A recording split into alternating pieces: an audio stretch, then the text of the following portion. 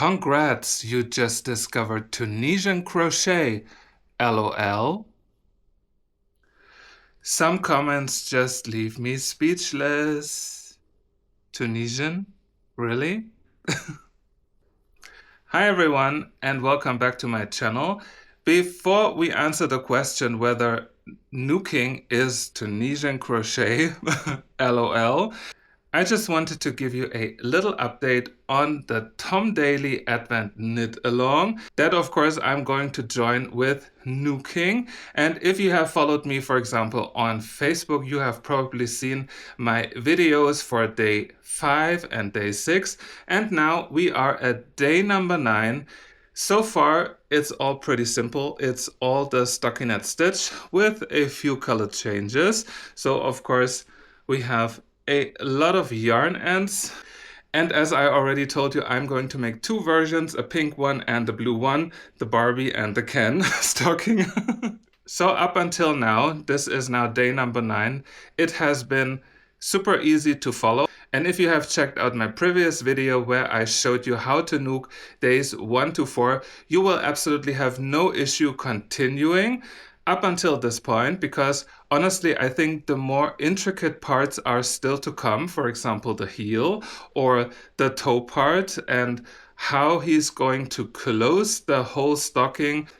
We'll see. I have no idea. But every day I'm super excited to make the next part of the stocking.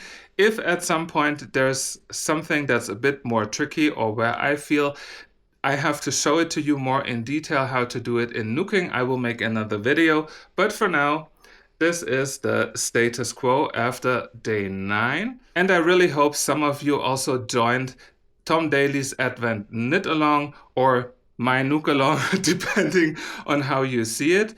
And in case you were wondering, no answer from Tom Daley yet. So Tom, if you're seeing this, do you know what Knooking is? Tell me in the comments. Subscribe to my channel, of course. But don't invite me to Game of Wool, because I would kill myself if I would have to crochet for 12 hours straight. Just saying. So let's get back to the main question of this video. Is Knooking the same as Tunisian crochet? And comments like this aren't new for me.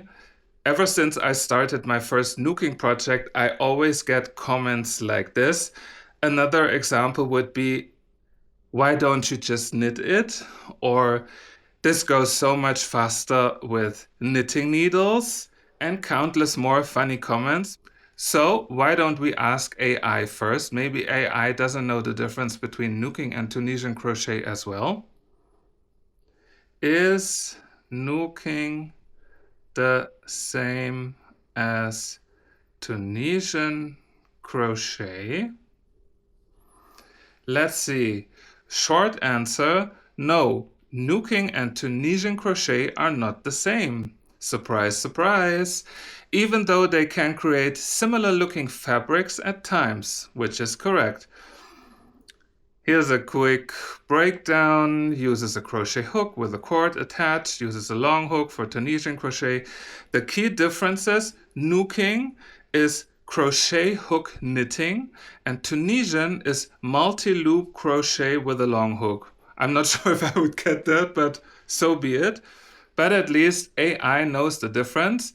But apparently a lot of you feel like Knooking is Tunisian crochet. And for that, I made a little one-by-one comparison of the two techniques, so you can clearly see the differences of Knooking and Tunisian crochet, and of course how the end fabric looks. So hopefully we can finally clarify that Knooking is so not Tunisian crochet.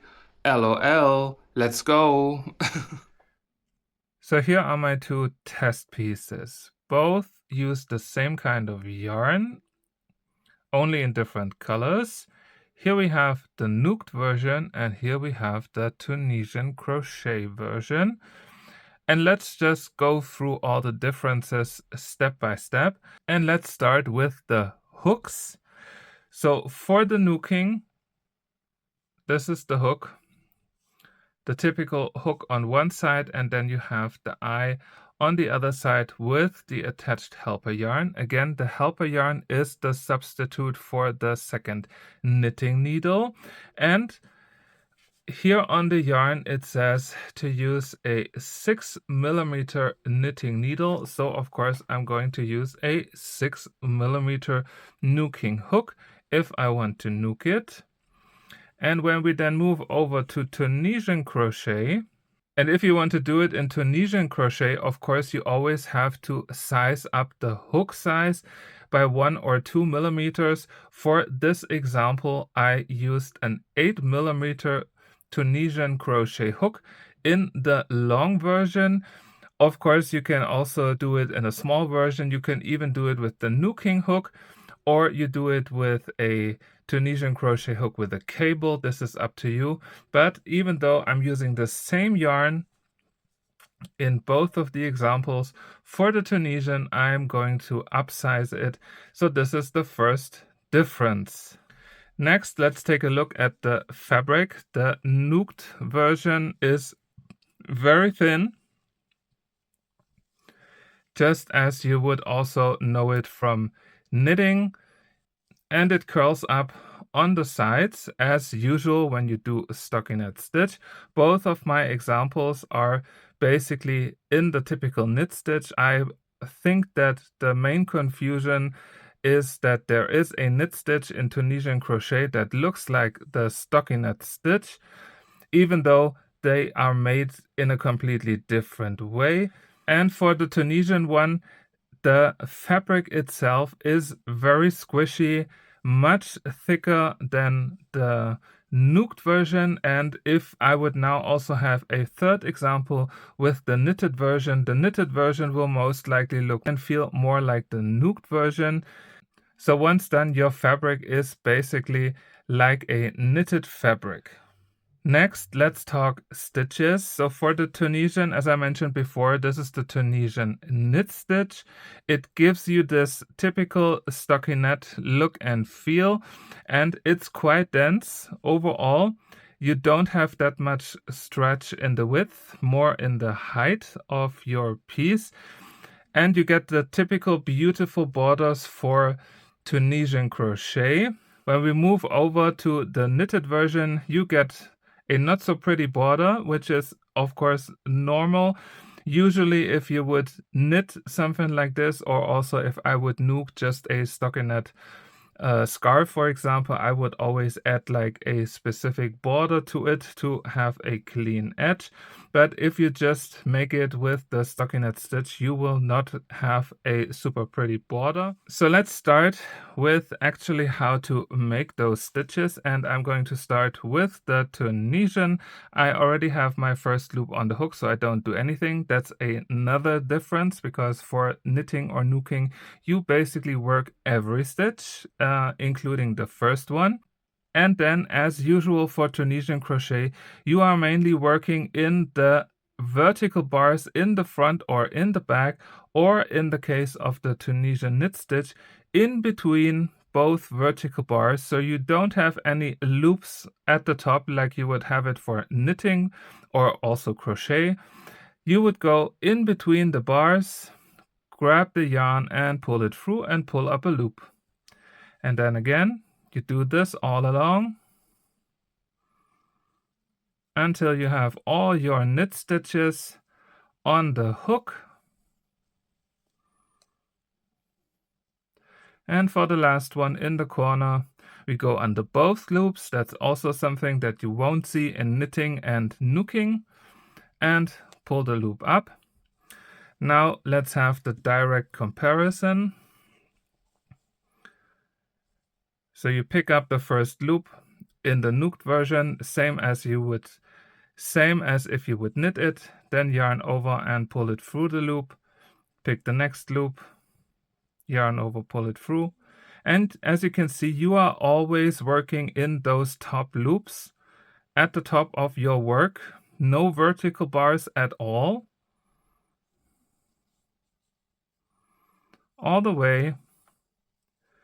And even the last one is a single loop where you would place your knit stitch in to finish the first round. And now let's finish the round of the Tunisian knit stitch, and as always with Tunisian crochet, and that's another difference to nooking or knitting, we are now making a return pass, and the return pass goes as follows: yarn over, pull through one loop, yarn over, pull through two, yarn over, pull through two, all the way until you have just one loop left on your hook. And this is how you make the Tunisian knit stitch. And now for the nooked version, we pull the helper yarn through, slide our work on the helper yarn, turn your work as you would also do it with knitting, and now we make one full round of purl stitches, and the purl stitches are something very unique also in nooking, because they don't work like regular stitches.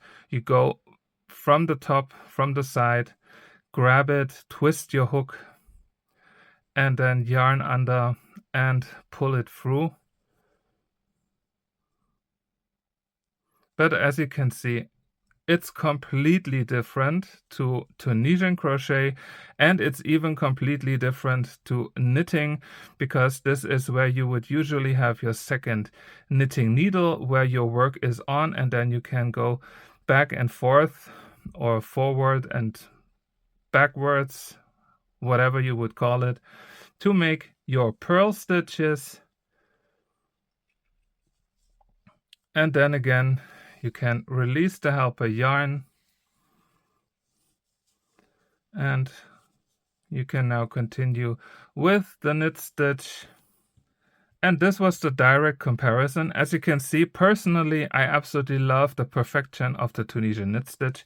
This always looks super crisp and clean to me.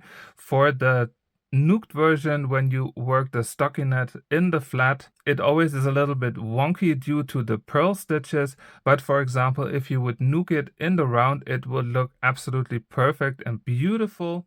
But that's just how it is. Not every technique has to work the same, and I hope this little comparison now showed you clearly the differences of the two techniques: nooking, which results basically in a knitted fabric, and Tunisian crochet, which always has this typical Tunisian look and feel in terms of texture, etc. And as you can see, you also get much bigger stitches than compared, for example, to nooking, mainly because of the bigger hook size. And there are probably much more differences between those two techniques, but I think for now, for clarification, this was the comparison. And I hope now it is clear that nooking is not Tunisian crochet. So can we all agree now that this is nooking, and nooking looks like knitted because the fabric is knitted, and this is not Tunisian crochet? LOL. Thank you so much for watching. I hope this video helped you to determine the differences between nooking and Tunisian crochet once and for all. And of course, I hope to see you back again next time only at the Totally Fierce Crochet channel for maybe some more nooking, maybe more on the Tom Daley Advent Knit-Along or Nook-Along. Hi Tom, I'm still here. Or some Christmas crochet. Make sure to check out my Christmas crochet playlist, of course. And if you enjoyed this video, make sure to like it, to comment, share it, and of course hype it to help support my channel. And until then, happy nooking. Bye. Nooking, not Tunisian. And as I always say in each nooking tutorial, if you know how to knit, go ahead and knit it. If you don't know how to knit, like myself, or if you have pain in your hands because of holding the two needles, feel free to join Knooking, try it, because it definitely lets you knit fabrics without knowing how to knit. And with just a simple hook. Where's my hook? and with just a simple hook.